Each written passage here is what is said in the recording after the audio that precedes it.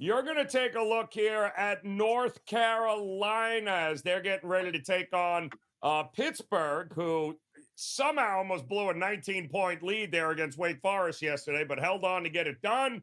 Now they got to take on the Tar Heels. 7.5 is what we're seeing, Trig. How you looking at this one tonight? Yeah, so, you're right. The top does give it away. I do like Pitt here. I threw my Pitt shirt on. I got when I got to see them play earlier this year. Listen, these two teams haven't played since January 2nd. If you go back to that game, Pitt was a 4.5-point underdog at home. UNC took over in the second half of that game, pulled away, won comfortably. I think they ended up winning by 13. I remember watching the game. It really wasn't a great game at all for either team. North Carolina shot 36.5%. Pitt shot 30%. UNC went 5 for 17 from three. Pitt 5 for 29. Not very good. UNC won the rebounding battle 46-34. And I remember my takeaway, not so much after that game, Joe, but more in the subsequent weeks as I started to see Pitt sort of get better, or the signs that they may, kind of continue to improve, which they have. My takeaway was, man, I'd love to see them play North Carolina again. Of course, they didn't in the context of the regular season, but now we get that matchup here on a neutral floor in the semis of the ACC tournament. And it's a different Pitt team, right? Like, this is a team that has a couple freshmen on it. They've matured. They're better than they were on January 2nd. They've won 5 of 6. They're actually 10-2 going back to January 31st. So they're just a better team, in my opinion.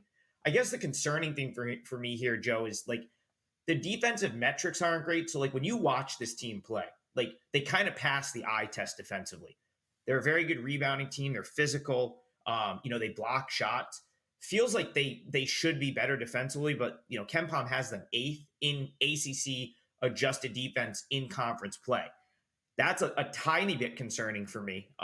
But that's really the only concern I have here for Pitt. Well, I'll give a second one. The other concern is the fact that they're 243rd nationally in field goal percentage. It's kind of how they play. They take tough shots. They need to make tough shots typically to beat the better teams, but they can. Like Blake Hinson is a tough shot maker, and I don't know that there's anyone on North Carolina that can really guard him one-on-one. So there's a lot of things in this game, the way this matches up, that make me really like Pitt's chances of hanging around and pulling the upset here. North Carolina, they've been one of the top teams, if not the best defensively in the ACC, but they fall into a lot of the same traps Pitt does on offense. Their offensive efficiency is like 4th or 5th. And again, you go back to the first matchup, it was they kind of had to outdo each other as to who could shoot worse. I don't know that we'll get that here. But the matchup, in my opinion, wasn't as bad as that final score suggests. I actually think Pitt matches up nicely with North Carolina. They rebound. They have players, specifically at the guard position, that can really alter the game, that can, get after the UNC guards and make this a close game.